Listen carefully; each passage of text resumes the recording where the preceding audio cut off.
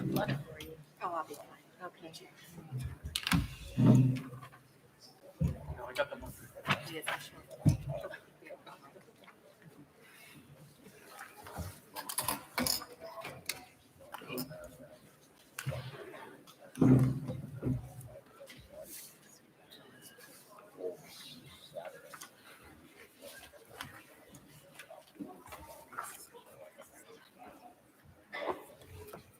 Financial things.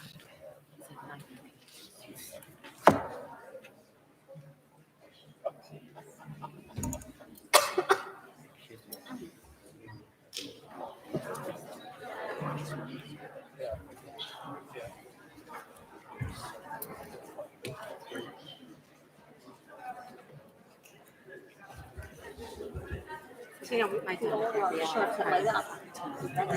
I think, I don't know if my eyes are adjusting.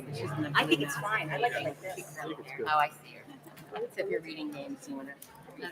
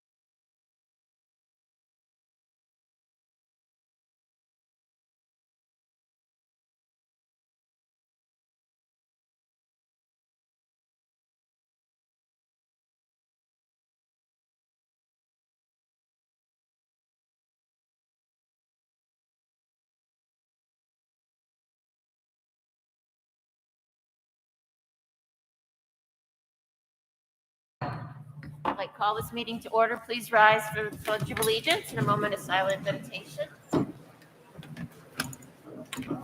I pledge allegiance to the flag of the United States of America and to the republic for which it stands, one nation, under God, indivisible, with liberty and justice for all.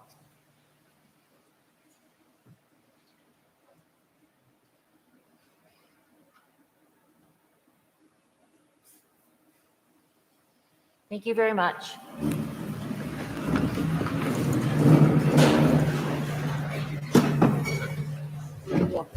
Just be careful. Why? Yeah, it's just something going across. Yeah. One of the questions. Any additional injuries?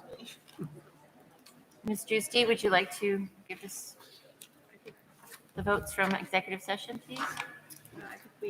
Don't we have to close executive session first? Oh, yeah, that's right. I'm sorry. Thank you. Yes, you first. I recommend that minutes pertaining to collective bargaining, NEA certified staff contract negotiation update remain sealed until such time as an agreement has been reached. So moved. Second. Have a second? Second. Thank you. There's been a motion and a second to recommend that the minutes pertaining to collective bargaining, NEA certified staff contract negotiation remain sealed until such time as an agreement has been reached. Those in favor? Those opposed? Abstentions? Recusal? Okay, is that done? Thank you. I recommend that minutes pertaining to collective bargaining, NEA ESP contract negotiation update remain sealed until such time as an agreement has been reached. So moved. Second. There's been a motion and a second to minutes pertaining to collective bargaining. The NEA ESP contract negotiation remains sealed until such time as an agreement has been reached.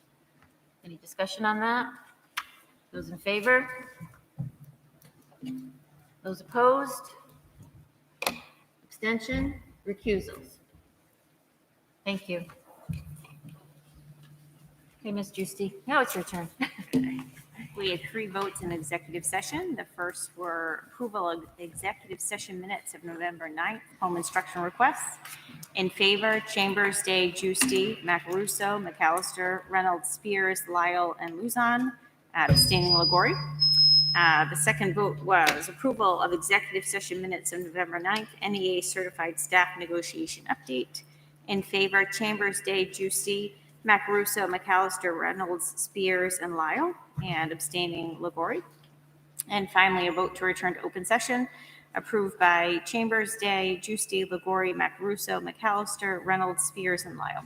Thank you. Thank you, Ms. Juicy. Now we're in the best part of the meeting for tonight is recognition. Welcome all. Superintendent Picard will start us off. I see all our student faces. I'm going to start by calling our coaches. We have many major accomplishments for our fall sports teams. We had an incredible season and they played outstanding, and it's time for them to celebrate. Here's a rundown of the achievements. First, joining me, coaches Mark Fain and Stephen Blessing.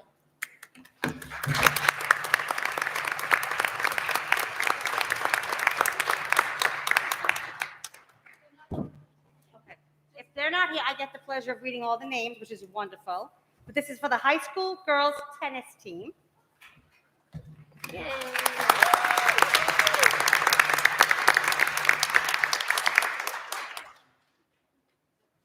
you want some help? I don't see.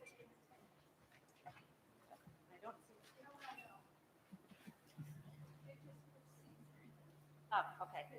Just these, okay. There we go. Okay. We can still read them. So the postseason awards for high school girls tennis that made it to the quarterfinals: Kylie Whalen, sportsmanship with second team all division; Emily Ballard, third team all division singles; Caitlin Daniels and Faith Oren, third team all division doubles. Congratulations. Yay.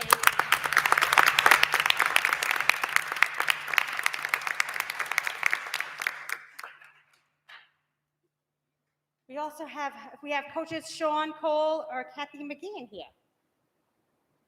If not, I'm going to announce our high school girls volleyball achievements. They made it to the semifinals.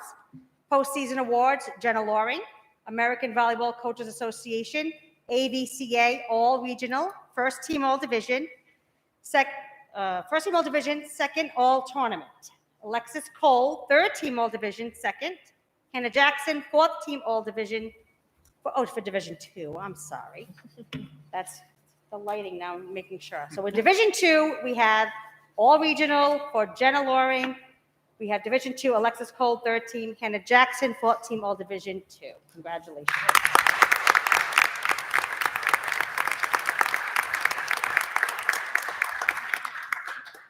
Our high school football team awards are going to be actually at a different meeting, but they did get to the Super Bowl. And once they announce those postseason awards, we will definitely make sure we recognize our football team. Next up is our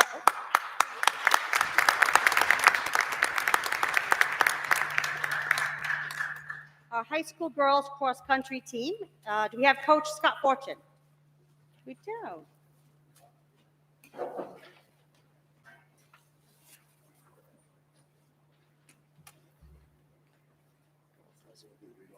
You want to read off the names? Sure. Okay, there they start here. Okay. So we had Erin Van Housen finish 39th at the New England Championship, and she was state champion in track for the 3,000 last year for freshman states. Due to last year, we didn't end up doing this at the school committee meeting. Postseason awards for this year: Erin Van Housen was first team all division. She was second team all class, and then she was third team all state. Is Erin here? Do I present her with a pin? Yes. We haven't- Thank you.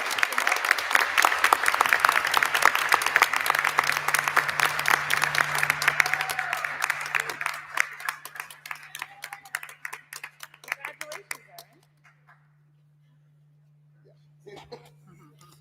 And then do I read everybody else or no? Yes.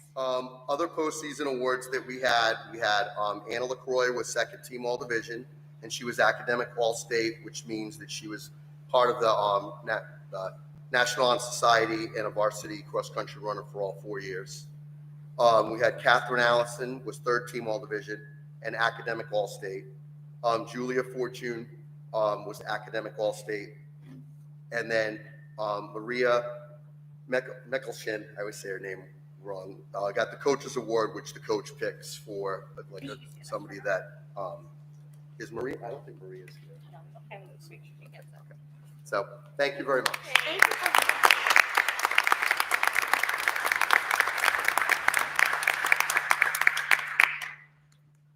Next up, we have high school boys cross country with Coach Bill Haberak.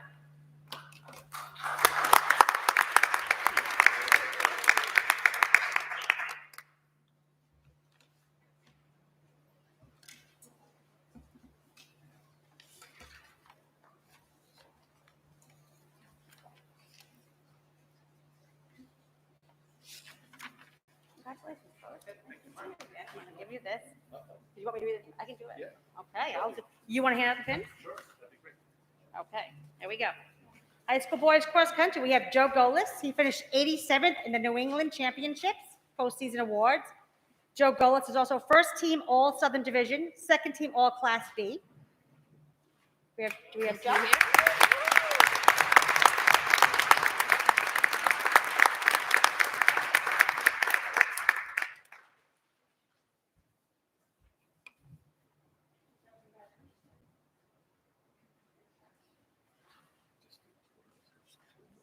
Next, we have Cole, is it Rin? Rinnie. Cole Rinnie, third team All Southern Division, second team All Class B.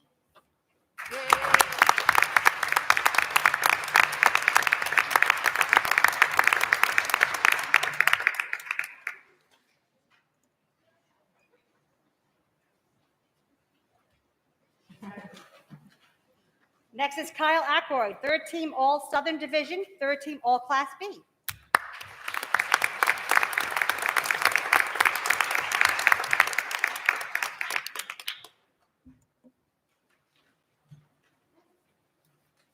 Next, we have Austin Thorpe, third team All Southern Division, third team All Class B.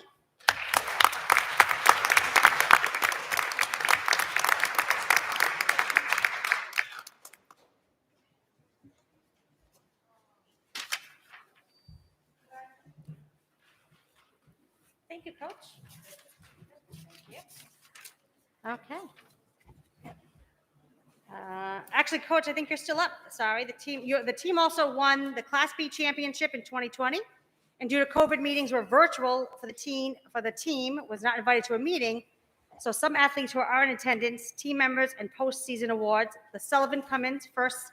Is Sullivan here? Sullivan Cummins, first team All State, first team All Class B, and first team All Southern Division.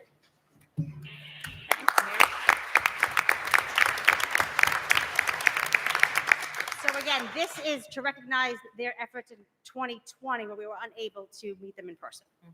We also want to recognize again Joe Golis, first team All Class B for last year, first team All Southern Division.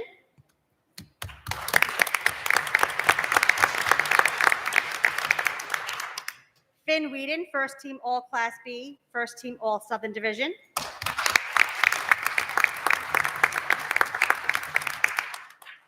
CJ Elwell, second team All Class B, third team All Southern Division.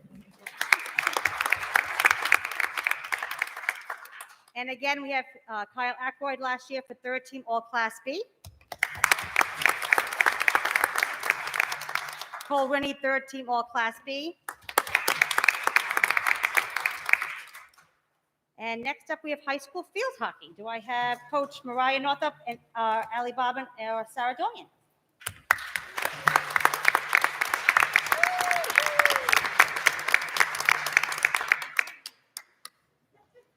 lot of field hockey.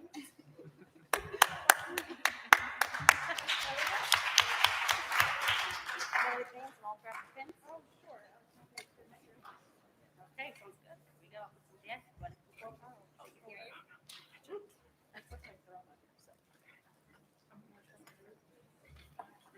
Yep. Starting with the board, yeah. All right, so we were the Division III champions and the Division III state champion runner-ups. We have Emily Jeffrey, who made second team all division and all academic.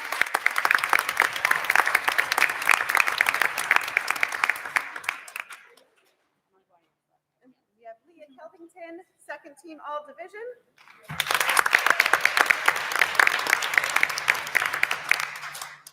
Molly Younger, all academic. Madison DeHusky, honorable mention all division.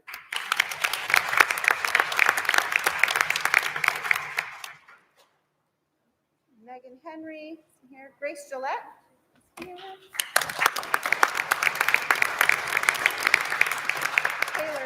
Taylor Lambert.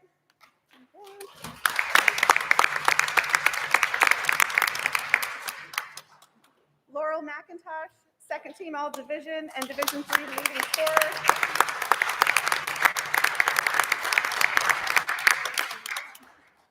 Mackenzie Allen, first team all division, all tournament Division III.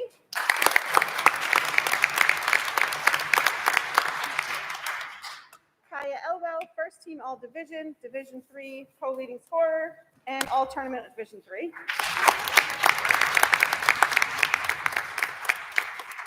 Caitlin Wojcik, first team all division and all tournament Division III. Maya Weathers, all rookie all division.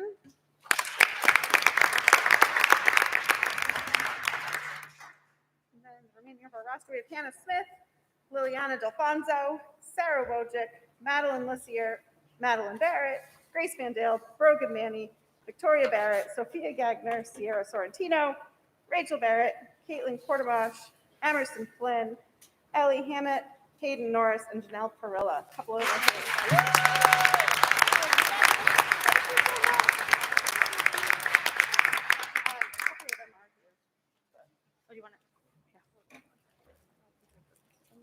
Excuse me, Mrs. Picard, who are the Yep, coaches? you wanna?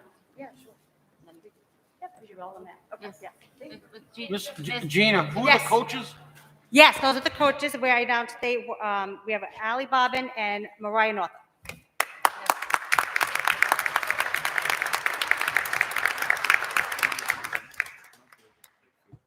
Do we have coaches for high school unified volleyball? Coaches Gabe Dadamio, Cam Miller, and Kim Ronda.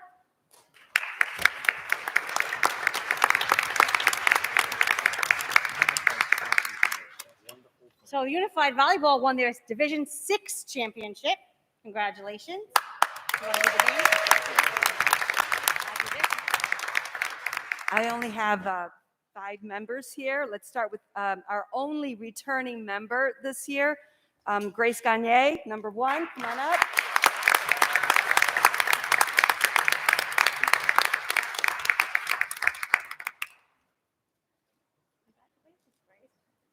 Mimi Cole, number 2 or number 3. Come on up.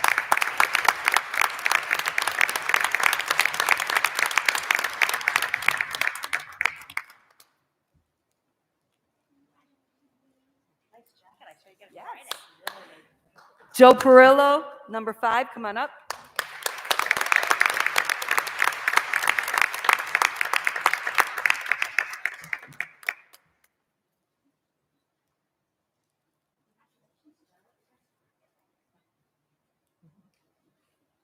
Josephine Gladu, number 6. Come on up.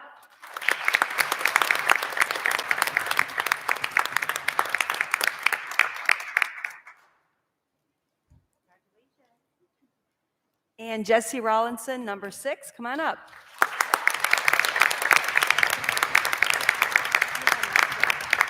Yeah. And the team did receive their jackets Friday night.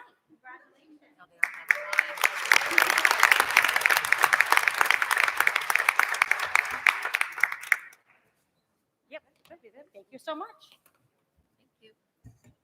Okay, our high school girls and boys soccer teams have accomplished something that is very rare to achieve. They both took the Division II titles.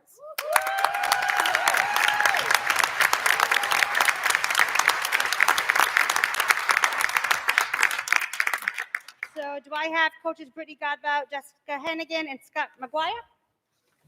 You do, yeah.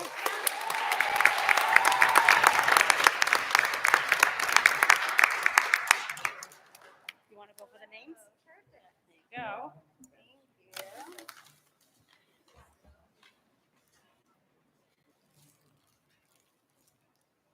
All right. Well, congratulations to all fall sports programs. What a great accomplishment for all fall sports. Speaks very loudly for our Charahoe community and our athletic department. Well done. Congratulations to D2 state champion girls soccer.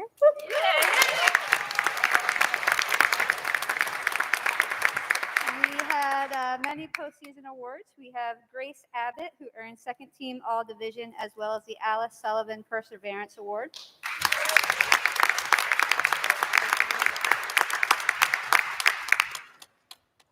We have Bella Pizzullo.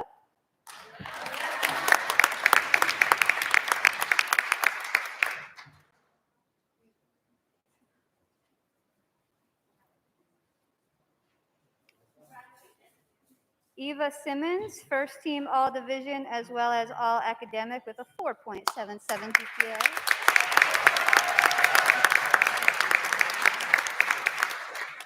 Bailey Patton.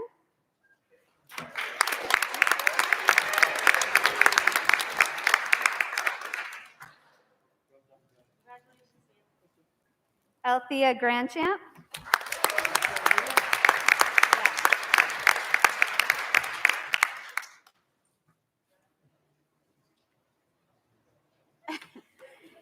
Brianna Denicoy.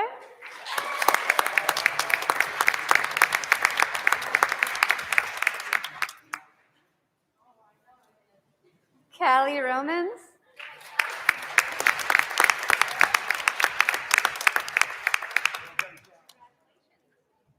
Lacey Miguel.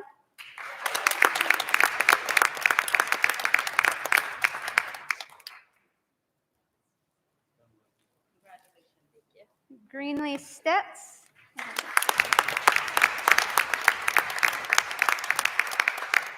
Brooke Knaxit.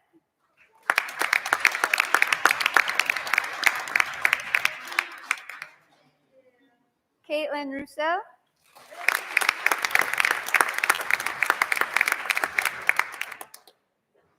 Tessa Azanero is not here, but she got third team all state as well as first team all division.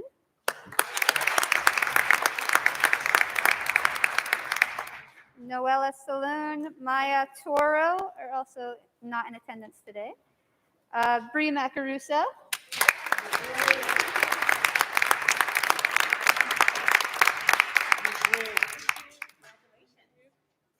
Rachel Abbott earned first team all division.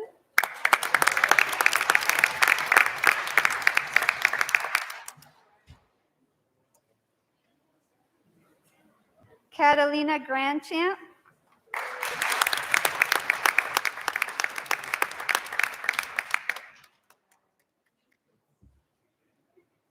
Tori Babineau earned second team all division.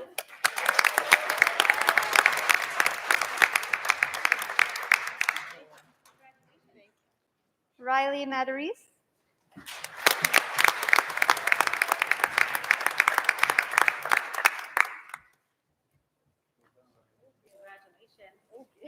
Rita Santos could not be in attendance tonight, but she received third team all division.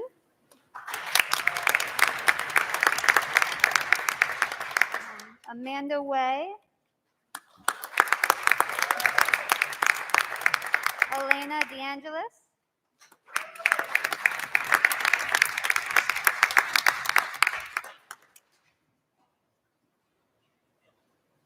Congratulations. Ashley Simmons.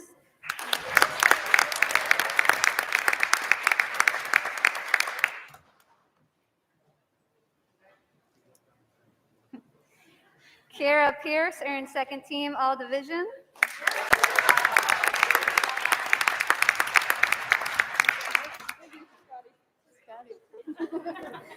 sneaky.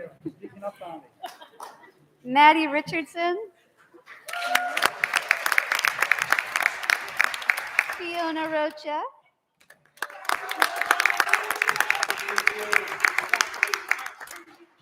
Emily Brown.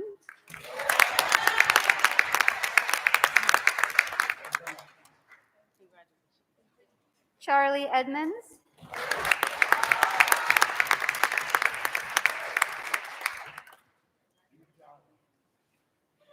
Ella DeHusky.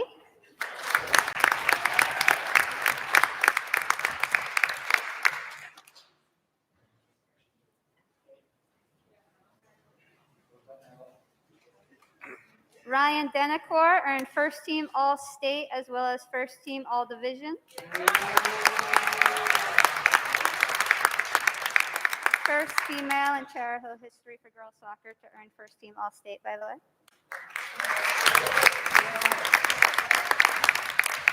Lindsay Main, Sarah Vieros, Fiona Mulligan, Mackenzie Toro, Hazel O'Brien are all not in attendance today.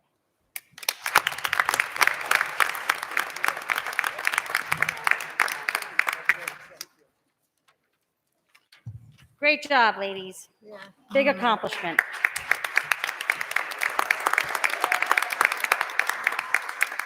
So we also have our high school boys Division II champions in attendance.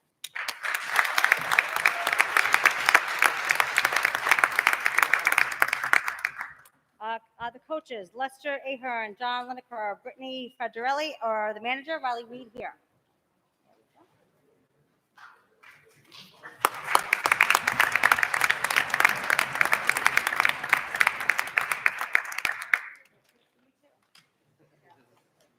Oh, okay. You want to do the names? I have them right here. Oh, do you? Yeah. High school boys. So you want to start with your team roster info? You want me to do it? No. Oh, you want to do it with you?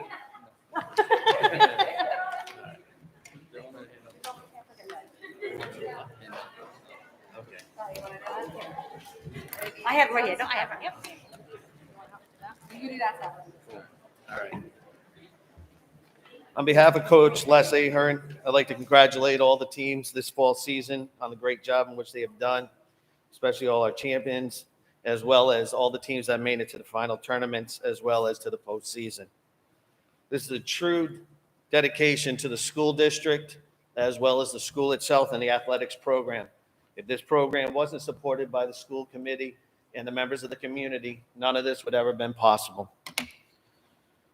The boys team consists of many players throughout the community, and they have done a wonderful job. It's been a pleasure to coach them. I've had the luxury of coaching them through middle school as well as high school, and I couldn't be more proud. So Alex Lambert. Alex Lambert is the all-tournament team.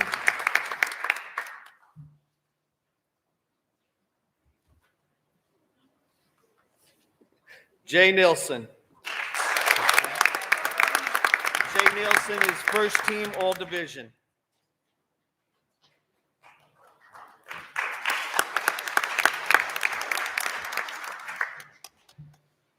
Corey Rainey.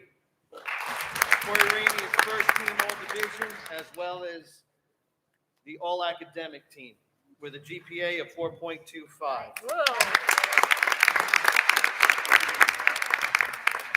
Ian Clark.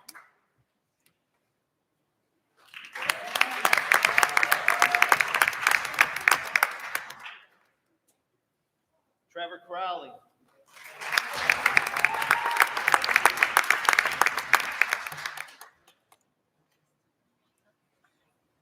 Logan DiGiacomo.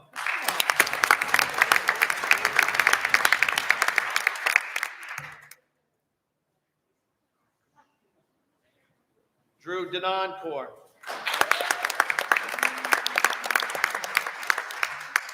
Drew Denoncourt was all-tournament team.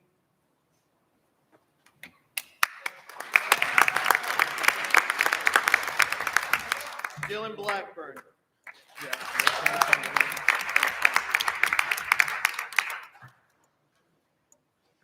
Seth Doobie.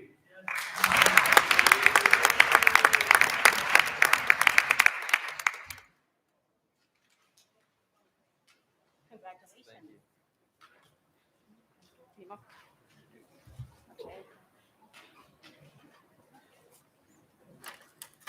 Will Edmonds.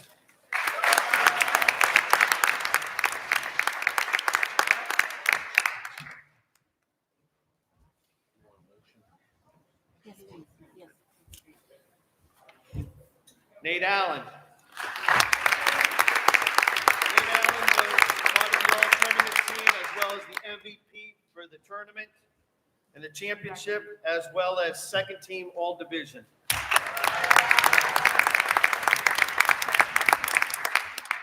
Brendan Allenby.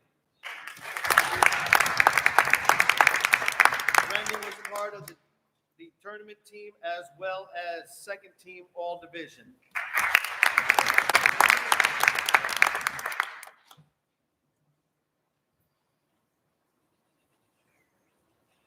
Ethan Knowles.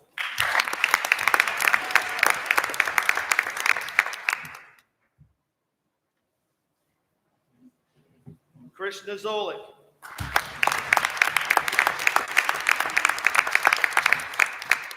Chris Nazolik is third team all-division.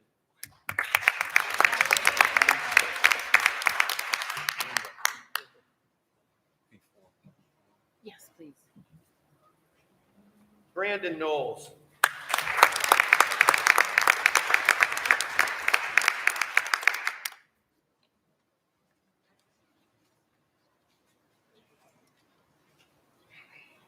Cody Popslowski.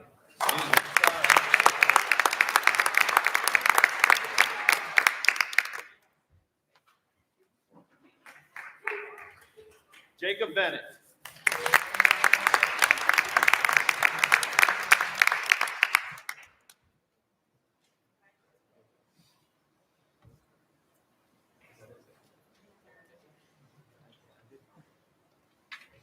Is everybody? Okay. And each coaches and the managers receive their pins as well?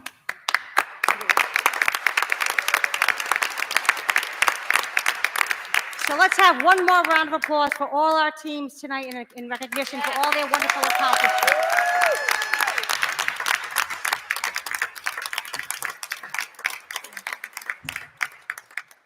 Madam Chair, Yes, sir. at this time, I make a motion for a 10-minute recess. There's been a motion for a 10-minute recess. And second? Second. Thank you. Those in favor? Okay, that's unanimous. And thank you so much all for being here. We are so proud of you. You've made our community so much stronger. And we really applaud you.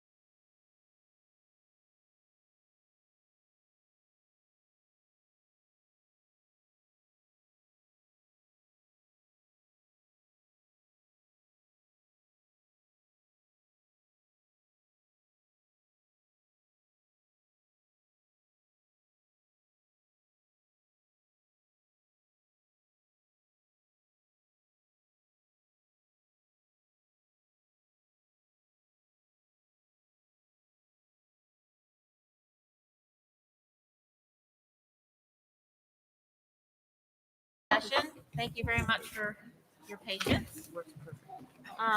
At this moment, at this time, we are in the public forum. Thank you, part of our agenda. So those willing to speak may come forward and speak on any matter that's not on the agenda. And please keep your comments short, 2 minutes, and we will try to keep the public forum to 30 minutes this evening, if possible. Yes, sir. Could you please introduce yourself and say where you're from? Thank you. Michael Chambers from Charlestown. Thank you for giving me the opportunity to speak here tonight. Can you hear me? Not very well. Half and half? But that's all right. Okay. How many times does the school committee have to say that CRT is not being taught in the classroom before people will listen to you? How many times did the school committee have to say that masks are a state regulation before people listen to you? How many times does a chairperson have to tell the audience about policies and procedures before they listen? Why do people think that the political agenda is more important than school business at a school committee meeting? During the past two meetings, the public had their say, then got up en masse and walked out at the end of the public forum. Didn't stand around or sit and listen to the school business that was being discussed during the meeting. Some of them said that they could pick up the rest of the meeting on YouTube. Others said that they wouldn't be able to speak anyway because nobody listens to them on the agenda items. That's not true. The last meeting, several people who stayed actually did speak on the agenda items. Maybe some people are just prepared not to listen, but to discuss their own agendas. Thank you for listening. Thank you.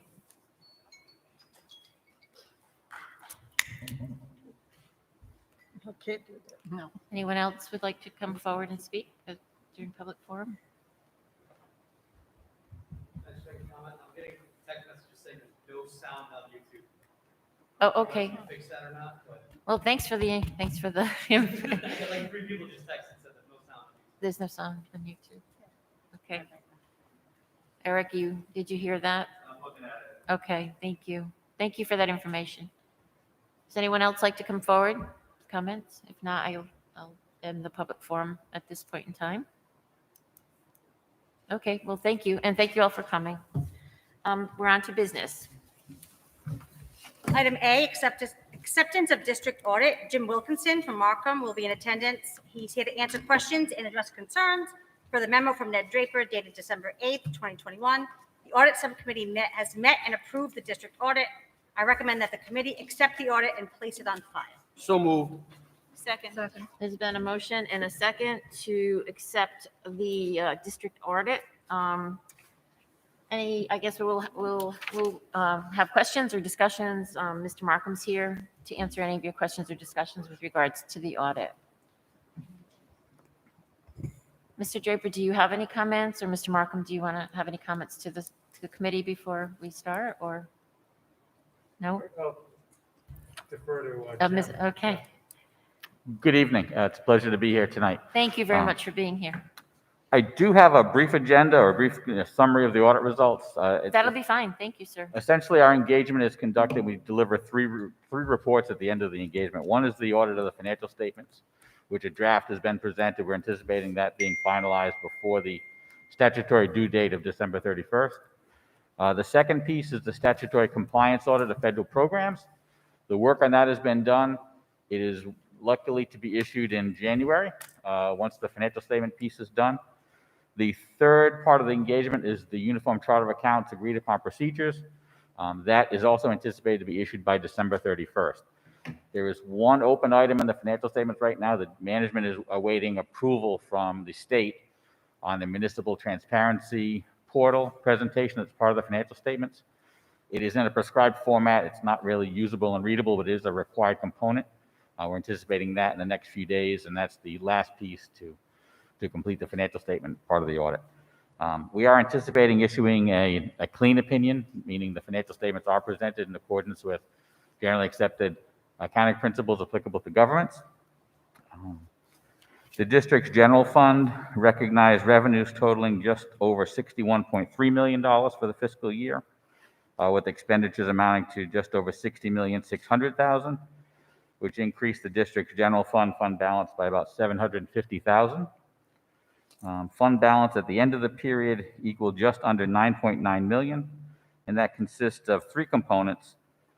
Just about $3.3 million is a non-spendable portion of fund balance, which is being held by the administrator for the district's health plan. That's not spendable, and you can't be appropriated and spent. There's a section of the fund balance that's committed to future programs, funding next year's budget and similar programs of just under $3.4 million. And the unassigned or unearmarked fund balance of the general fund is just over $3.2 million, relatively consistent with numbers from the prior year. The district reports one other major fund. It's the bond sinking fund. It reports assets of just about $5.5 million. Those assets are being accumulated to retire bonded indebtedness that will come due in about 5 years from now. The district's non-major funds, primarily restricted grant funding, recognize expenditures and revenues of about $6.2 million for the year. We're happy to report that we received complete cooperation from management, had no disagreements or significant adjustments proposed as a result of our procedures. We received no requests to limit our procedures or change our planned course of action. We have no indication of management opinion shopping or consulting with other auditors regarding the recording of transactions or events. All of our information requests were fulfilled timely, and communications were open and responsive. At the completion of the audit, we are anticipating issuing a letter with 4 recommendations, one being continued work on the formalization of a risk assessment and management program. That also includes documenting all the accounting policies of the district in one codified volume. Recommending to continue work to improve cybersecurity, including training and awareness programs to protect against cybersecurity threats. And also a comment regarding planning for a new accounting pronouncement dealing with lease transactions. That will summarize. None of these represent significant deficiencies or material weaknesses, and we did not detect any instances of noncompliance with federal or state regulations. So, I'd be happy to answer any questions you may have. Thank you. Anybody on the committee have any comments or questions? No? Okay, well then I'll move this to a vote. There's been a motion. Oh, yeah, you can. Yes, So we please. asked the questions I think, Mr. Chairman, you're the one who puts this together. You just did the audit. We're just doing the audit, correct? Management. Okay, you need to please come forward at, oh, thank you. My name is Tyler Champlin. I'm from Hopkinton. I got a question. I noted in, I think it's note 14, right? And you just talked about the unassigned fund balance, 3.2 million. If you read that note, it states it exceeds the district's target policy, I believe is how it's stated. I can read it exactly. I'm sure you got a copy of them too. It exceeds the district's target per, what does it say? Per the fund balance policy of 2 to 4% of the general fund's actual expenditures for the previous years. So that's unassigned funds, right? So that can be moved anywhere and used to be spent on anything, correct? Yes, but it might help if I describe. Yeah, how that's that- right. Could you give me what is that, right? So what happens each year in Chariho, and I had to learn this when I arrived last year.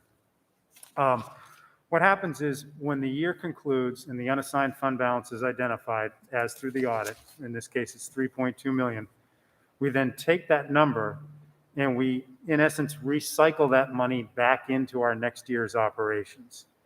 Accounting wise, it's not necessarily handled that way, but for our purposes with the taxpayers, that's how we do it. Cash flow wise, basically. Yep, so we Okay. say, okay, we have this money unassigned. Right.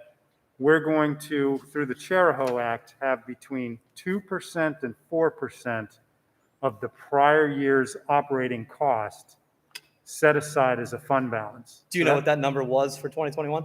It's just over 57 million, just right around that, as far as what's associated with our general fund operating. Our actual operating is around 60 million, but I won't get into all the nuts and bolts of that. So what that means is when we come back to the school committee in about a little less than a month, we're going to recommend how much of that unassigned fund balance we push back into next year's spending. Okay, so that was going to be my question. That unassigned fund balance will roll over to help offset next year's budget. Exactly. Okay. All right. Exactly. And we're supposed to be somewhere between 2 and 4% of what we spent the prior year. So let's say in round numbers, it's $60 million. We're going to have at least 1.2 to 2.4 million still in the bank. Right. You take 2.4 out of 3.2, you've got 800,000. Okay. So that's how that recycling works, if you will. Gotcha. That was my main question. I just wanted to know what happens with that excess over the target number. Yep. Okay. All right. Thank you. Thank you very much. Actually, if I could follow up on that, that balance of unassigned, that excess balance that gets appropriated back into the budget will become part of the committed fund balance once the budget gets approved. And it recycles in and out, and carries on. Okay, Mr. Luzon has a question, and then do I see? Yes, Madam Mr. Chair, in the Mr. Day, government- is that you too? Do you have your hand up, Mr. Day?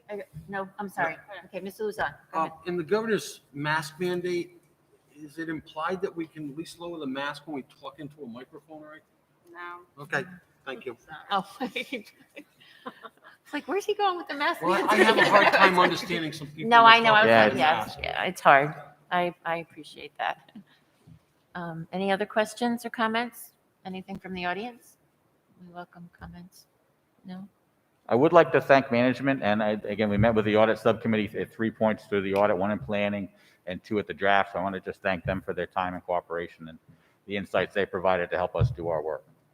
Thank you. Okay, thank you. Thank you. Thank you very much. Thank you for your Thank you. time. Okay, so now we bring it to a vote. So there's been a recommendation to accept the audit and place it on the file. There was a motion and a second. If there's no other discussions or questions, I'd like to take it to a vote. Those in favor of putting it on file? I think that's everybody. Anybody opposed? Abstaining or recusals? I think that was unanimous, Donna. Thank you very much. Thank you, Mr. Markham, and thank you, Mr. Draper. And Ms. Rachel. The next item is Next Generation Science Standards results. Dr. Camilla will provide you with the overview. Good evening. Thanks. Good evening, everybody. So the Next Generation Science Assessment results were released. They were embargoed up until about 3 weeks ago. And so just to provide some context about what they are, the NGSA, as we call it, the Next Generation Science Assessment, is based on, it's assessed in grades 5, 8, and 11. And it's based on students' understanding of the next generation science standards, much like we would do with RICAS in math and ELA on the Common Core standards. The assessment itself measures students' science knowledge, as well as their ability to think critically, analyze information, and solve complex problems. The first administration of this assessment was given back in the spring of 2019. So this year's data is really only our second set of data. We don't have the same historical data that we would with RICAS. Rhode Island partners with Vermont to develop the assessment, and items are built and developed in a partnership with 10 other states. So below is the data disaggregated by year and grade level. So the first table shows a comparison of the data between 2019 and 2021. So you'll notice if you focus on the meeting and exceeding data all the way to the right, that there was about a 6% drop in the student data. However, we still outpaced the state by about 16 percentage points in the number of students meeting and exceeding. Below that is the breakdown by grades 5, 8, and 11. You'll notice that in grades 5 and 8, in grade 5, you'll see that there was about a 10% drop, if you're again focusing on that column to the right where it says meeting and exceeding. In grade 8, there was about an 11% drop in students meeting and exceeding. And in grade 11, we actually saw about a 3.8% increase in students meeting and exceeding.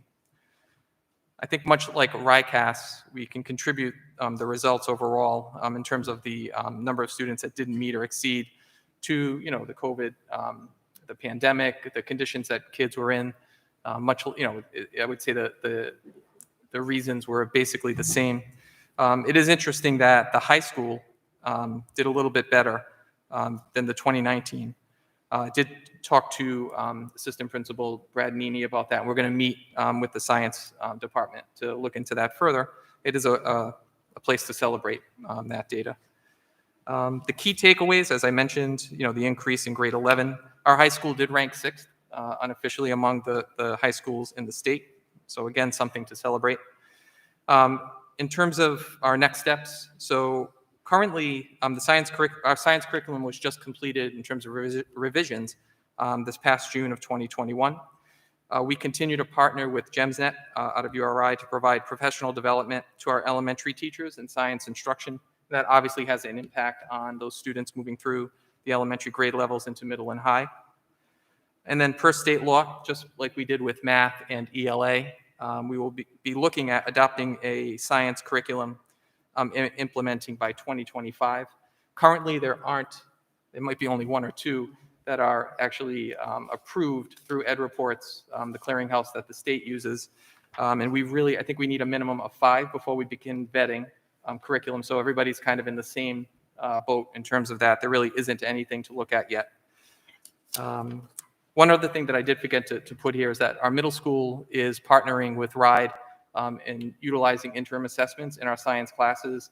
They're short 10 to 15 minute assessments where teachers get data based on the standards that they're teaching. And so we are continuing to partner with that and use that data to help influence instruction as well. Any questions? Yes, Linda. Ms. McAllister. Yes, I just have one question.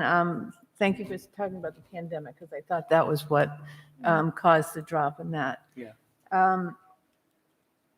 And this is certainly something to celebrate. I think these kids have been through a lot, and they're still in high school performing well. Certainly 6 is good. Of course, we'll look for number 1, but that's beside. Is there a list of the other districts in the state and how they did? Yeah, it's on the RIDE website. It's there's an assessment portal that's open to the public. Okay. Yeah. I can send the link in my Friday update. She can Okay, send the link in the Friday update. So That'd that be we can look great. at it. Thank you. Ms. Chambers? Dr. Camilla, you may have said this and I didn't hear it, but is this an annual test? Is the assessment conducted every year? Yeah. For these specific grades, right? Yes, it's only in grades 5, 8, and 11. It's conducted every year, so we'll do it again in this coming spring in 2022. Okay, so we're going to have some data in the future Yeah. to compare this with. Yeah, we'll have. It's really hard to look at 2 years of data, especially where there was interrupted instruction, right, Exactly, over that time, and make any kind of judgments at this point. I think what'll help us is getting that third-year data and moving forward. And telling in terms of what that tells us. I appreciate that. That's good. Because this was a little bit disconcerting, but I think you're right. Yeah. It's going to look good in the future, so that's great. Ms. Reynolds and then Ms. McAllister. Ms. Reynolds, please. Was this a new test format? Is this the new test? These students. For these, yes, for these students. It's a different, so over the years, like there were a couple of pilots early on that involved students doing like in the moment experiments, live experiments, and then they transitioned over to just a computer-based test. So the entire test was computer-based, even the experiments? Yes. Okay. And is that normal practice? That's a good normal question. Instruction? Yeah, because we expect our students to be doing live labs in the school, in the classroom, and so I think it's a good question. I think, is it normal practice to do labs? In some cases it is. In some cases, Some of the labs are online and they're digital, depending on what program teachers are using. In other cases, we were at the middle school just a couple of weeks ago. Students are transitioning back to live labs, so they were actually working together again in labs. Same thing in the high school, where students are actually moving around a little bit more as we kind of trust our protocols and get used to that in the moment instruction. Thank you. Ms. McAllister and then Ms. Macruso. Just one other thought on this too. Our high school students had the benefit of years before the pandemic when they had high caliber instruction. So that could be carried over into the high school years. And our other children below that didn't have that as much of an opportunity. Yeah, absolutely. So you mentioned that you were going to meet with the teachers to kind of determine or assess what type of high impact practices they were using to kind of get this data. I'd really love you to come back and share some of that. Sure. I think it'd be interesting to the school committee. And certainly something that we could do to partner in our 8th grade is middle school here, but some of those practices could maybe be shared collaboratively between the middle and high school science teams as well. So that's the good part. The other half of this question is, for the high school students that were engaged in the online labs, did we provide any type of browser lockdown, or what type of security did we have around those labs to ensure the students' quality of work was their own? Are you talking about during the assessment? Yes. I don't know. I can't speak to that. I could certainly follow up with Sean Cole about that. Okay, yeah, that'd be interesting to see whether or not there was a browser lockdown during the assessment. Right, because so what happens is that usually RIE will push out, or will push out the app on the student's device. The students access the app. My former district, I think it was almost impossible to actually open up another browser. That's the only one that you could have open at the time. Right, that's a lockdown. Right, yes, but I want to Right. follow up with Sean just to make sure that's what we Okay. did here. Just for the validity Yep, of it as absolutely. well. Thank you. Thank you, Ms. Macruso. Ms. Silgori? And then I think Mr. Day has his hand. I think Mr. Day's hand is up. Okay, thank you. Mr. Day and then Mr. Ligori. Yes, my question is on the 2025 drop dead date on curriculum. Does this mean that we're going to have 39 different cities and towns curriculum, or is the state of Rhode Island going to do what they normally do, turn around and tell everybody that everybody's curriculum sucks, and they're going to tell us how to do it? So there was law passed, the General Assembly, that each district has to choose from a list of high-quality curriculum materials. So we'll have choice in terms of what we choose, but it has to be vetted, as I mentioned, through. But if we feel ours is better than the rest of them, we have no recourse. Well, what we choose has to be vetted through. You said we had a choice between 5, but Up to, you know, yeah, but at least I've been- 5, at a minimum of 5. I've been involved with the state of Rhode Island on a school committee level for over 20 years, and I know how they operate. Yeah. We've been down that road more than once or twice, where we've come up with programs and ideas that far exceed what the state brain thrust up there tells us is what should be done, and we've been forced to follow their guidelines and directions. So I hope that we don't do a whole lot of work and then get frustrated because the brain thrust up there at Well, the process will be State the same. House. Yeah, the process will be the same as what we did with math in ELA. And GEMSNet, currently, like Dr. Camilla said, we're working with GEMSNet, and they have informed us that they also are going to be looking to apply as one of the curricular resources. So if they get approved and vetted, it is an option. We'll do the same thing that we did with math and ELA, bring our teams together, our community representatives, students, teachers. They go and review the resources and select which one they feel best meets the needs of our students. And then we always present to you. Well, it doesn't give me warm and fuzzy feeling. We'll try. Thank you, Mr. Day. Mr. Ligori? Michael, thanks for your data. I have a question as a follow-up to Lisa, and then I have a comment separate from that. If it's possible, it would be very interesting to look at the students, particularly in the high school, who were distance learning students compared to the non-distance learning students. That's my question. My comment, I don't know how many of you have seen the new chancellor of the New York City schools that was appointed in the last few days. And one of the comments he made was that 65% of students of color never achieve never meet reading levels. And unfortunately, the state of New York's come to accept that as normal, and that's completely unacceptable. So I'm stating that because when I look at these numbers, I'm not impressed that basically half of our students are meeting standards across all grades in science. And I think it's easy for us to become complacent or accept, when we say it's gone down or up, depending on the grade, our anchor is roughly 50%. And I think this body sitting here at this table and the community in general have a responsibility to our students to find a way to do better. Yes. And Michael, that's not a reflection on you or our science Agreed. teachers or any one thing. Right. I feel like, earlier we had the student athletes here, and one of the coaches mentioned how they have the support of the community, and our student athletes had an amazing fall semester. I want to see our students have an amazing fall semester in math and science and reading also. And 54%, to me, in my opinion, is not good enough. Thank you. Agreed. Thank you, Mr. Liguori. Anyone else? Anybody in the audience? Okay. Thank you, Dr. Camillo.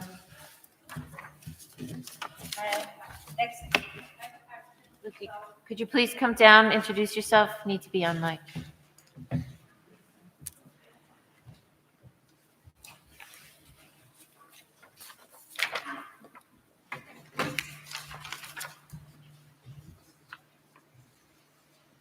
I'm Gail Ring from Ashway, and my question to Mr. Liguori is, what do you attribute that to?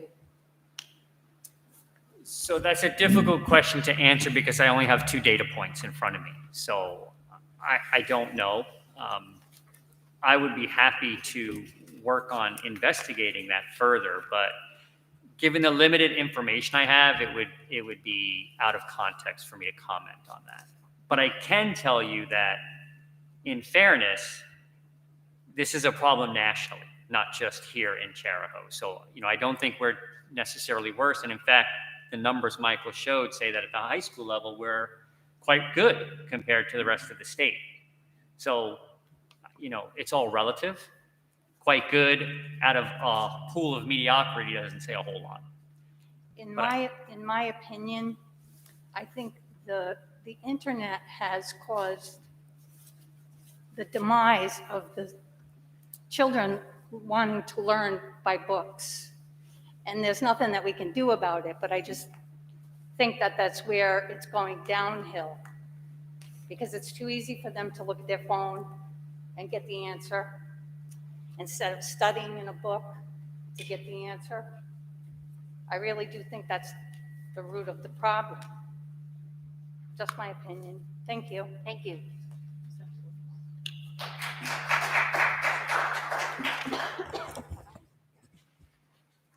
So next on the agenda is the Sr3 Plan. In your package, you will see the list of review. So the plan requirements, RIDE provided each district with the plan inside Excelogram. So what our responsibility is to create the narrative and the budget plan for our Sr3 funds with some criteria, being that it must reflect the state plan. It must reflect the LEAP priorities, which stands for Learning, Equity, Accelerated Pathways. They're all on the state website, on RISE website, for those who are interested. And we have to ensure that we anchor our needs in our recent RICAS SAT and state data that has been released this past fall. Our Sr3 funds are approximately a little over 2.6 million. As you know, we sent out to our stakeholders input and feedback to receive that, to be able to help craft our plan. We met with all 3 towns. They've also pushed out our feedback and input through their media sites. We also met with different focus groups within the schools, the school improvement teams, to ensure we had additional input, and the principals had placed it on their school improvement team agendas as well as their parent groups.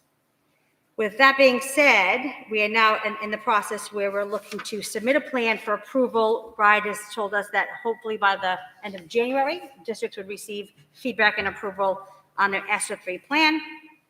Based on the feedback and input across the district, our families and community members are looking for us to show that we have targeted support and learning supports and high-quality curriculum as their highest level of priority. As a district, you know, we recognize mathematics and student services as the highest priority areas, which is completely in line with what our community stakeholders are saying. So presenting to you tonight is our Sr3 plan to move forward with the Department of Education for the benefit of the Charahoe students. You want a motion on that? Yes, please. So moved. Second. Okay, there's been a motion by Mr. Lozano and a second by Mr. Legori to accept the plan as presented. Well, we have a revised plan to the school committee for their approval. We have Ms. Macaruso, and then Mr. Lozano has questions or comments. Ms. Macaruso? Thank you, Gina. For the benefit of the acronym of education and for our public, could you please state what Sr3 is for everyone in the room and at home? And then my question is kind of a continued conversation from Dr. Legori. And could you talk to us a little bit about what funds or what areas of this particular plan point towards us working to remedy some of the data that we just discussed in the previous item? I see a lot of support for the Right to Read Act. I see a lot of support for our mathematics implementation, not so much around the science. So if you could talk to this in relation to our last item, and then just give the acronym for everybody. Thank you. So the acronym ESSER stands for the Elementary and Secondary School Emergency Relief Fund. And to your second question about science, the majority of our feedback is around mathematics because it's our highest level of need. So, but to your point around instructional strategies, good instructional strategies, they can vary content to content, but in the end, STEM, science and mathematics, are going to have similar crossover. So when we're building up our mathematics instruction and our pedagogy there, and inherently it's going to impact all content. And so the idea is that we utilize mathematics instructional specialists, and then you would have that crossover, vertical and horizontal alignment with all teachers. So follow up to that, for me, that makes sense when I think about the elementary implementation, because our instructors, they have increased high impact instruction in math while they're also teaching science. Can you help me better understand how that crossover happens in the high school or in the middle school where we have different teachers specializing in those areas? The work would be, so if you look, for example, professional learning communities would be something that's across the district. That would be a place where we're looking to build the capacity of teams at the school level to support the overall coaching and instruction throughout all schools, K through 12. So the idea is, while there's a focus on mathematics coach, it doesn't mean that you wouldn't implement science or STEM, robotics, and other things that will lead to that integration. But inherently, what research tells us is when we focus on mathematics, everything moves. Okay, so those are the items that are 11,200, 800, et cetera, right? So professional, actually, there's two lines for that. Is that correct? The professional learning community stipends, other priorities, 16 staff at $40 per hour at 17 and a half hours. Yep. And then the other, So correct. And the other one is is it the other one is the stipends? Yeah. professional learning community stipends? Correct. Okay. All right. Thank you.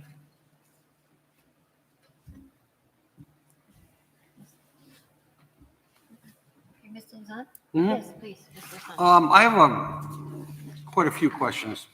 So my first question is the difference between the revised copy and the original copy is just the one position, the student service support dean? Correct. Okay. And that's a 0.5 FTE? Correct. So we're going to be increasing our budget, well, showing in our budget this year an increase of 5.9 FTEs? In ESSER. For ESSER. Correct. But that's still going to be part of a budget presentation, correct? How we use the ESSER funds, yes. Okay. So can we make sure that we tell the town councils that, yes, our teacher volumes are going up, but there's a rationale behind it? We actually have cuts overall in FTEs, so there's actually a balance. Okay. So my next question is, the federal rates applied, it's on a bunch of these positions. Yes. Is there anything different with contractual rates? No, we are allowed, so for example, the federal rates, because when you have grant funding from the federal government, fringe gets higher at the percentage that they request. I want to say it's net 18%. It's higher, much higher than what the state requires us. It's, I believe in the 20s. Yeah, it's high. It's much higher than what the state would require for fringe. So there's no, So what we do is we budget as a 12th step, and then that would shift based on who gets hired. well, fringe is what now? A variety of things. Right, it's your health, it's your So are some of dues, those, social security. are some of those going to be different than what we have contractually with NEA? No. Okay, No, we budget based on the way we would budget in the operating budget, and we put that cost in ESSER. okay, I just want to make sure there's no deviation from. No. And when this money, this federal money dries up, I'm assuming these 5.9 positions, we're going to lose some of them or all of them, correct? Right, the idea is that we need the initial support right now for student services and mathematics, but that you would build the capacity, in essence, to roll it out. We have these funds until September 2024. So the idea is we did add a position for student services in our operating budget, which would be our lead of the student service work. And then that support at the school level team is to build the capacity of the school level team and the teachers in the classroom to be able to understand what this looks like each in and out every single day, so that we have the time and then the instructional strategies to do that. Okay, so my main point though is going forward, eventually we're going to lose these positions. Yeah, and the example would As long as be people are aware of that. it's very similar to the fellow position, that it would change based on district need. You may think about it this way. Right now, we're in the middle of an ELA implementation. That's our ELA fellow. We're bringing in math specialists. So to Lisa's point about science, if we don't see that the level of science and mathematics is outpacing ELA, you would see the ELA fellow come out, or science and math take the lead, and we would be looking and reprioritizing based on our current data. Okay, I just want the political reality to be. No, I out there. understand. Thank you. No, under chair. Oh, wait a minute, Mr. Day and then Ms. Macaluso. All right, Mr. Day. Thank you. These numbers, they're hard and fast. They can only be used for these bracketed sections. There won't be any opportunity to utilize some money in one if things come in at a lower cost. No, we can actually make an amendment. So for example, if we hire someone at 3rd step and we budgeted for 12th step, we can request the amendment through RIDE. Ms. Macaluso? Okay, thank you. So one more round of follow-ups. I should have said from the beginning, I absolutely support the choices that were made here. So these questions are really just for me to better understand. But I think what you have targeted and prioritized is exactly what we need to be doing. So this time I'll call the acronym card. I don't know what EBI is. So if you could please tell me what EBI is. Evidence-based intervention. It's a code that RIDE uses. Got it. Okay. I know what that is. I just Right. didn't know what the It's actually, acronym this was. comes right from their program, so it downloads that. Okay, so now if we could go down to the third line from the bottom, it's object code 5330. Oh, they're all 55301.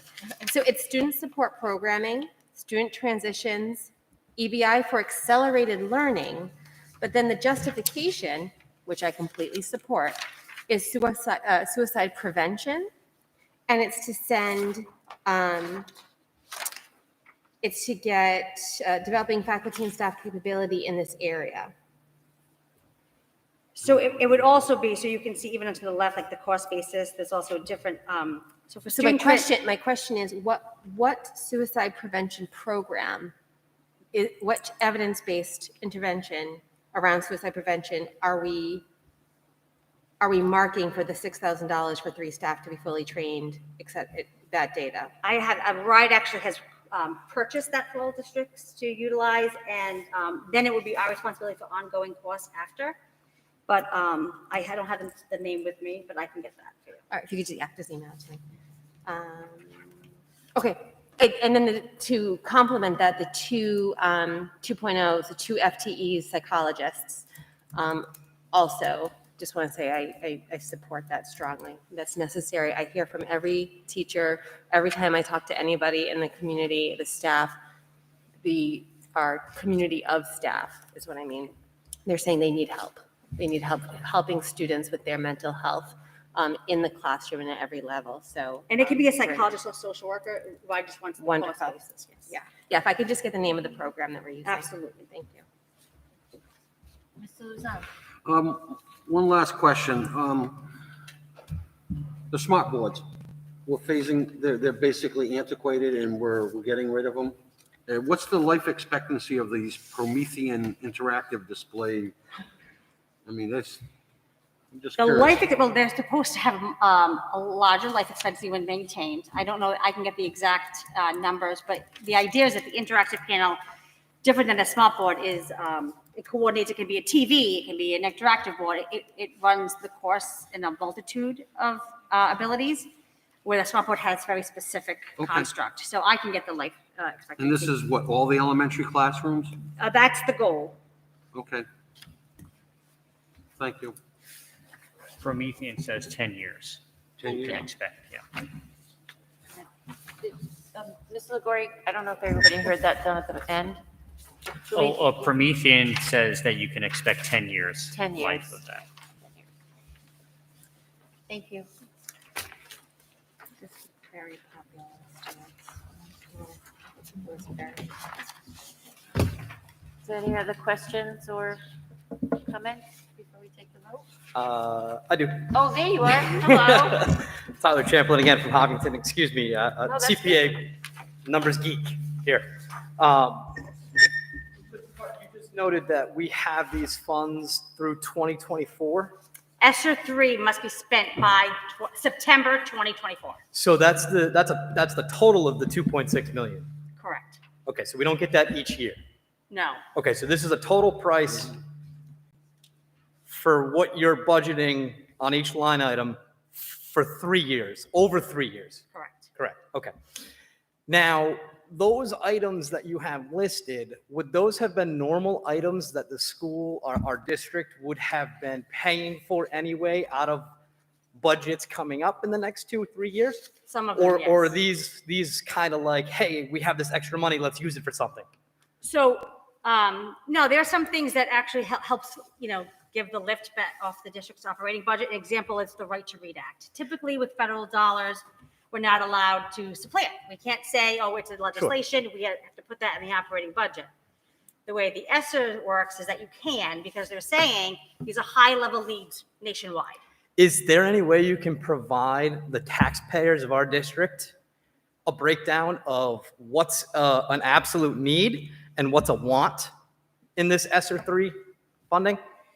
I think that's real important to show our taxpayers that this is a need that the district has, right? And we would be paying for it anyway out of our operating budget versus something that, hey, we have this extra pool of money, we can use it for this, or we could use it for something else to not increase the burdens on our 3-member towns.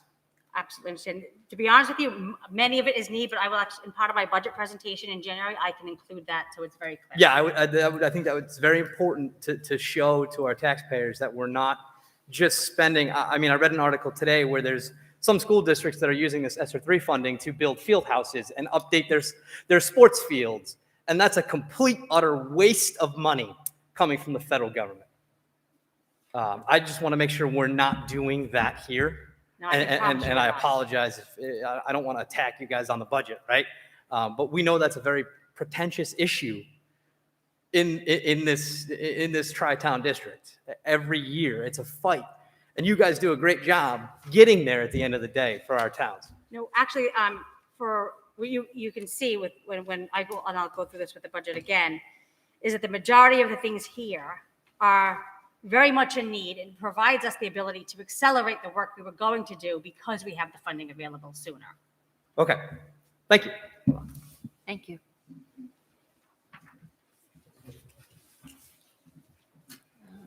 If there's no other questions or comments, Then I'd like to bring this to a vote.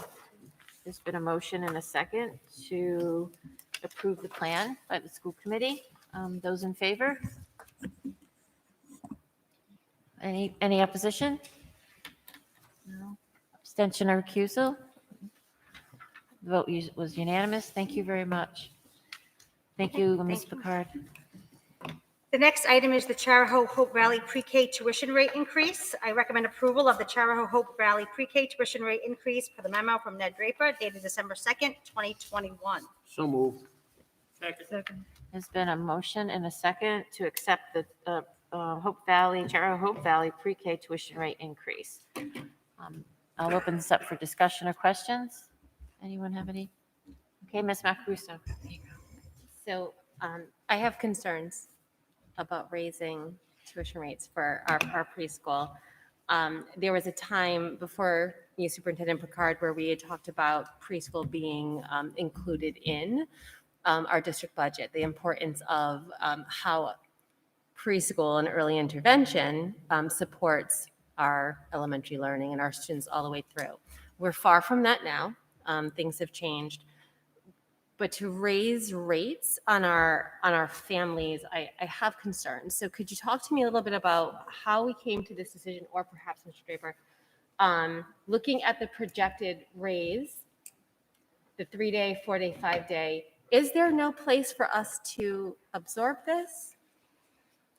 It's a real issue. I mean, the school committee can direct us to do however they want. What I don't want is for families, especially right now, to not be able to send their children to preschool. I think it's something that's essential. And I don't know why we're raising it now. So I need to understand more, and my computer's down, so I can't dig. So I'm so sorry. Like, I'm looking at Adonis's. And I think overall, I mean, Ned has built it even, if you pay at certain times, it's actually a decrease, not actually an increase. I don't know if you want to talk more about it, Ned, but overall, I completely understand what you're saying. I think it's just a way that we have used the tuition in the past in the budget to be able to support the pre-K needs. We also have pre-K dollars that we get through that we're receiving in ESSER and IDEI, which is a separate ESSER fund. Mhm. It has to go directly to our special education pre-K, Mhm. as well as putting money in the operating budget to provide the additional pre-K opportunities. Well, you'll see an FTE for point, I think it's 4, increase in pre-K. Right. But knowing that our preschool is not a standalone building, it does not have its own separate utilities, it's embedded in the existing, I just need to hear what justifies the increase for families. So we have roughly 50 students that attend that are within the tuition program, and then we have additional students that come for services. We know what we're going to face. We're in negotiations with 2 of our unions. We know, based on the inability to fill some of the positions that would be related to these kinds of services, we have difficulty filling the positions right now. We know that we're going to get some wage pressure. That's coming. We know we're going to have to come up with money to pay for those wages. So that's part of the thinking behind this. The other thing we did is we implemented a discount program for payments. Another thing we found that was happening is we were having some difficulty in collections. So we figured it's a good time to implement both at the same time, offer a discount that will take some of the sting out of this, but also recognize that to make these programs sustainable, we're going to have to address that wage pressure somehow. We looked at the competitive programs in the area. We think our pricing is very reasonable. We do think we offer a really good service for a very fair price. So I do think it's something that will help us be sustainable, is the short answer. So may I respond? Yes, please. We do offer an outstanding service. Our preschool is outstanding, but to your two other points here. One is I'm looking at the note, and the note is historically there's been issues with families paying, and it's gone to collections. That is the note. So that continues to support my concern that raising rates, even though we're going to offer a discount for auto pay, but that it doesn't come together that historically our families have not been able to make payments that's moved to collections, and now we're going to raise rates. I'm still very uncomfortable with that. And our paying students are actually neurotypical models to the students with special needs in the preschool. right? So they are actually providing a service to our students and to their community as well. By Charahoe students coming to Charahoe preschools and integrating with our children that have IEPs, we're building a better community, a more inclusive community. And so they're actually doing us the service as well, rather than choosing a private preschool, in South Kingstown or in Westerly. So I'm not going to support the increase, but I want you to understand those are my reasons why. And I'd rather wait and see if we can find the money someplace else or offset it with the ESSER funds. But I'm deeply concerned about that approach. Mr. Liguori? So I have a few questions, and Ned, maybe you know some of these now, maybe not. But first, can you tell us when the last time the rates were increased? I don't know exactly when. I know it's been probably more than 4 years. I couldn't find anything with any change in rates over the past 4+ years. Okay, thank you. I completely understand Lisa's concerns. At the same time, there are operational costs, and I'm sure those have gone up dramatically in 4 years. So we have to figure out a way to balance that. The last suggestion to maybe use ESSER funds to offset, that concerns me, because then when those ESSER funds are no longer available, we're going to have an even larger gap and the potential risk of a dramatically greater increase in rates, which would be much more difficult for families to absorb. Back to the request, I personally would like to see a little bit more data here to understand where the deficits are, when the rates were last increased. It says there are 50 families that receive tuition, I believe, if I read that correctly. And maybe you said this, Ned, and it's a little challenging to hear at times, but how many other families are there? And maybe even some information on delinquent payments, because I think there's always a mix there. There's what Lisa said, some who really do struggle to make the payments, and some who have the means to make the payments but are delinquent, and tease through that data a little bit. However, at the end, the $40 increase, or 30, I guess it varies slightly, and then the auto payment discount, just so we're putting the numbers out there, that's a $25 increase. So that, that's roughly 10% for 5 days a week and slightly more for the other two. But I think when you look around, and I know this because I actually oversee a similar program at URI,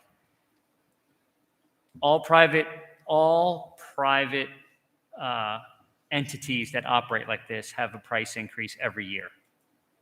And somehow the educational ones don't, and find magical ways to absorb the costs until it becomes unbearable, and then you have to have a huge price increase. So I'm going to suggest that we actually project ahead and maybe look at a 5-year operational cost and see, should there be a $5 increase a year or something? Because I don't think it's fair to families to every 3 or 4 or 5 years say, oh my gosh, we've fallen behind, we have a huge jump coming. Thank you. Ms. Spears and then Ms. McAllister.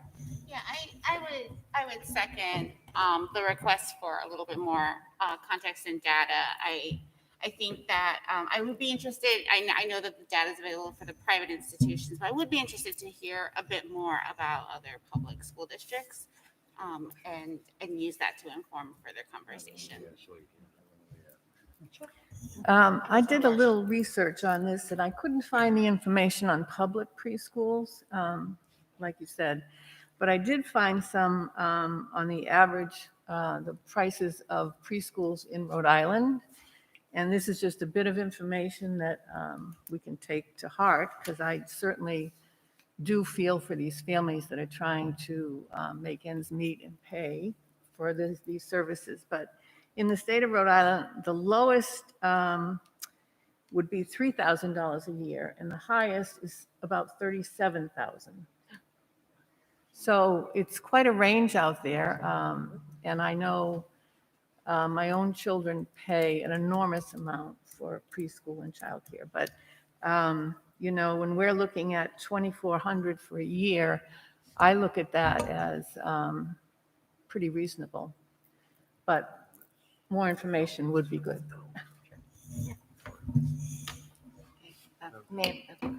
Mr. Day and then Ms. Spears.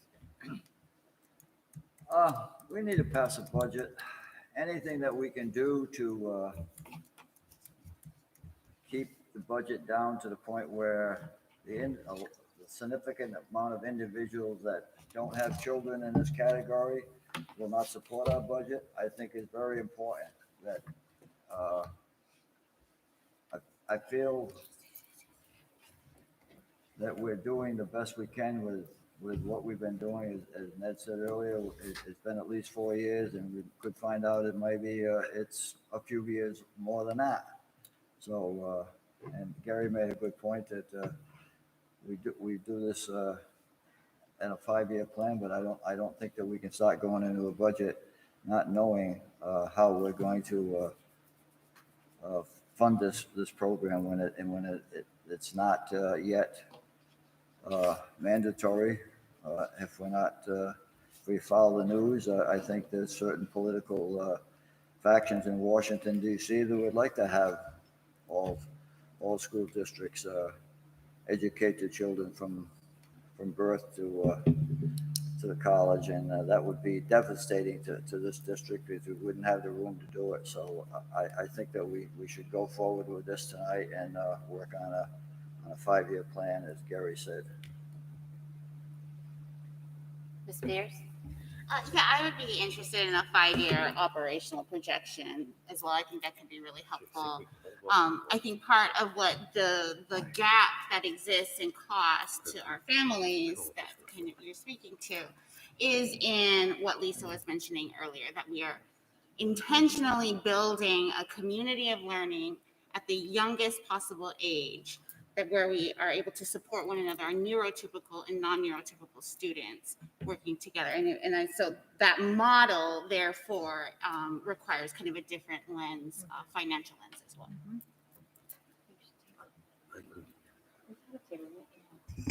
I like the recommendation. I was going to make a recommendation that maybe we table this until another meeting when we have further. So you're asking me to rescind my motion? Yes, please. I will rescind my motion. Okay. And so making another motion. Who was the second, though? They have to rescind. It was Ms. McAllister. Oh, did you want to speak? I'm sorry, sir. Once we table it. If you're going to rescind the motion, I mean, I don't think I can talk anymore, right? Correct. I will wait for you to talk. Yes, so please. All right. Okay. Questions for you again. Do you have what currently the revenues generated by the preschools are versus what's projected based on this rate increase? Because I think that would be really important for the council, for the committee here to know beforehand before we just jump to a rate increase. I have to take a look at the year to year. I want to say. It may have actually been in the audit you guys just got. I actually think it might actually be in one of those. It's in the low 40s, I believe, per year, and it would go up to. Okay, so if I got to look it up. 10% increase, we're talking about $4,000 a year. If you give me 1 sec, I can tell you. Please go forward with your question, and then I'll. So I think that makes a big difference, right? If we're talking about a 10% increase, $4,000 a year, I understand your point. We're going to have contentious contract negotiations coming up. You know, everybody's going to get a wage rise here. It's happening all over the world. $4,000 isn't going to offset our budget very much. So that's point one. And I get the idea of comparing our preschool costs. I had 2 kids who went through Hope Valley Preschool. I was one of those parents who paid for it. Phenomenal preschool. I actually, hands down. I mean, I absolutely love the experiences my kids had there. I lost my train of thought. You can't compare them to a private preschool. Private preschools have overheads, they have buildings, they have mortgages, rent, utilities. We don't have that here because it's just another part of our school building that would either be used for something else or not be used at all.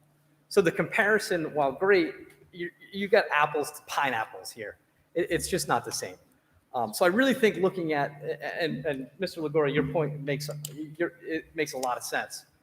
You raise the price $10 a year over 5 years versus $40 or $50 a year, which could sting some families in our district, unfortunately. So I think it's really important to have that fiscal data before we jump to any conclusions here. So on the revenue side, I can answer you that, and I would use 19.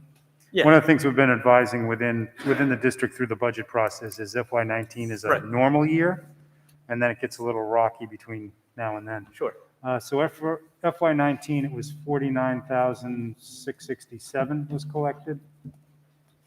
In FY21, we collected $48,066. I'm sorry, FY21 was 43,708, but that was. We don't need those are exact. both I don't need COVID exact years. numbers, but And it would be around 55,000. all right, call for it the next 50 projection. grand. $5,000 is not going to offset, Mr. Day. I hear what you're saying in the budget. $5,000 is not going to offset anything in our budget. I'm sorry, it doesn't even pay for. It pays for a tenth of a teacher, a low step teacher. It just doesn't make sense right now. I think we really need to look at this long term and put a plan in long term to raise the rates. Thank you.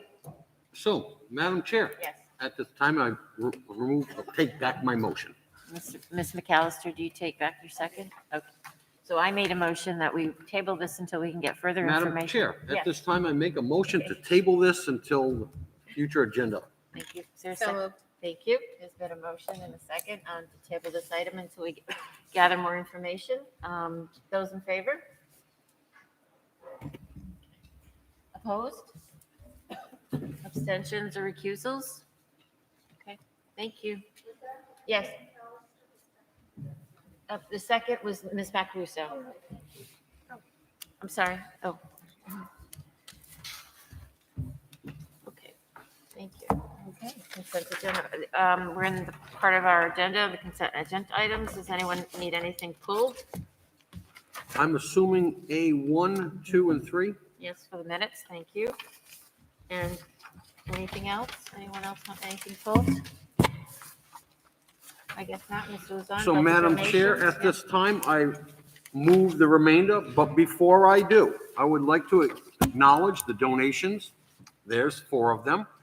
Donation from Seascape Lawn Care Incorporated of $200 to the high school floral design program for supplies. 2, donation from Rhode Island Resource Recovery Corporation, Madison Burt, Education Outreach Manager, of 3 compost bins to Richmond School.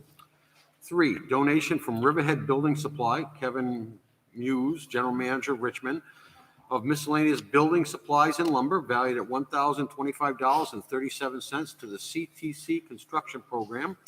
And 4, donation from Wesley Home Depot of $1,000 to the Hope Valley School Gingerbread Express Program.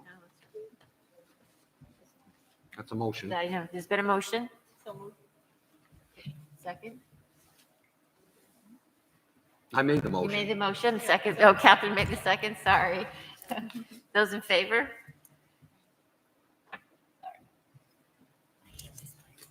Any opposition? Abstentions or recusals? No. It's hard seeing you all down the row. So, I apologize. Madam Chair? Yes, sir. At this time, I would like to make a motion to approve A1, executive session minutes of November 9th, 2021, approval of executive session minutes of October 26th, 2021, minutes not sealed. Second. There's been a motion and a second to accept the executive session minutes of November 9th, 2021, approval of executive session minutes of October 26th, 2021, minutes not sealed. Any discussion on those minutes? Okay. Those in favor then? Thank you. Those opposed? Abstention? Any recusals? We had one abstention. Thank you, Mr. Day. Okay, Ms. Luzon? Madam Chair, at this time, but before I do read it, you folks, I am recused from this, but I can still accept the minutes. I make a motion to approve two executive session minutes of November 9th, 2021, NEA ESP MOA, minutes unsealed November 9th, 2021. There's been a motion and a second to approve the executive session minutes of November 9th, 2021, NEA ESP MOA, minutes unsealed November 9th, 2021. Any discussion on these minutes? I'll take it to a vote. Those in favor? Okay. And opposed? Abstention? Recusal? Thank you. Ms. Luzon? Madam Chair, at this time, I'd like to make a motion to approve three regular session minutes of November 9th, 2021. There's been a motion and a second to approve the regular session minutes of November 9th, 2021. Any discussion on those minutes? Those in favor? Any opposed? Abstentions or recusals? Thank you very much. Okay, now we're on to reports. Madam Superintendent. At this time, we have no subcommittee reports. The superintendent's report, we are excited to announce that the high school has received the Champlain Foundation grant in the amount of $67,290 to support the renovations to our band room to create an amphitheater learning suite. This funding will allow improvements and upgrades to the space to allow for more flexible student use and increased community engagement. And hats off to everyone involved, Katie, Susie, the high school administration team. It was a large effort, as we all know, when we go for the Champlain grant, and they were successful. So that was excellent. Awesome. We also, for our vaccination clinics that were held on December 3rd, there were 330 children vaccinated at that clinic. 49 received their first dose and 281 received their second. At the previous November clinic, we had 338 receive their first dose. This Friday, on December 17th, we have the high school chorus concert performing here in the middle school auditorium at 7 p.m. You do need to register with Ms. Dowding if you're interested in attending. On December 17th, we have secondary progress reports being issued, and on December 23rd to 12/31, our schools will be closed for winter recess. Thank you. We're at the point in our agenda for school committee requests for future agenda items or legal opinions. Anyone have any? Ms. Macaluso. Ned, if it's at all possible to have the preschool data for one of the workshops, so we could really have a robust, engaged conversation rather than such a formal line. Yes. I would really appreciate it, the 4th or the Okay. 6th, whatever works best for your time schedule, rather than waiting for the 11th. That would be great. I like that. That makes sense. Yeah, I thank like you. that. Thank you. Mr. Day? Yes, I requested the SAF report last month. I'd like to have it by the January meeting because I think they had a month to prepare it and send it out, and I didn't get it, so I guess I have to put a date that I would like to receive it. So that would be the 11th of January, 2022. Mr. Draper, did you hear the request about the student activities fund for Mr. Day to have it for the workshop? I wasn't aware of Okay, what's, okay. it's a summation of the student Yes. activity funds? It's a summation, right, Mr. Day? That's all I wanted, the report, and I understand they do it monthly, so I don't know why I didn't receive it, but Okay, thank you very much. Thank you, Mr. Day. Mr. Luzon? Ned, if this is going to be problematic, just say, Craig, I'd prefer not to do it for you. But if there's a way, you can give me some information based on what Charlestown has paid towards the 2010 bonds, which is an equal third, compared to what we would have paid if we went to student enrollment. And I realize that can take a while to dig that information up, so take your time. You understand what I'm asking now? So the difference between the 1/3 Versus what we would have stipulation paid each versus, year based on student enrollment gotcha. per student. Thank So you. Charlestown being around 25% as compared to 33%. Okay. Thank you, Ms. Luzon. Are there any other requests? Ready? Yes, sir. Madam Chair, make a motion to adjourn. There's been a motion to, yep, thank you. There's been a motion, and Ms. Luzon, and I believe Ms. McAllister had her hand up for a second. Those in favor? Thank you all. Have a very merry holiday. Happy New Year. We'll see you all next year. Thank you so much. Merry Thank you all Christmas. Merry Christmas. Merry Christmas. Thank you all for coming.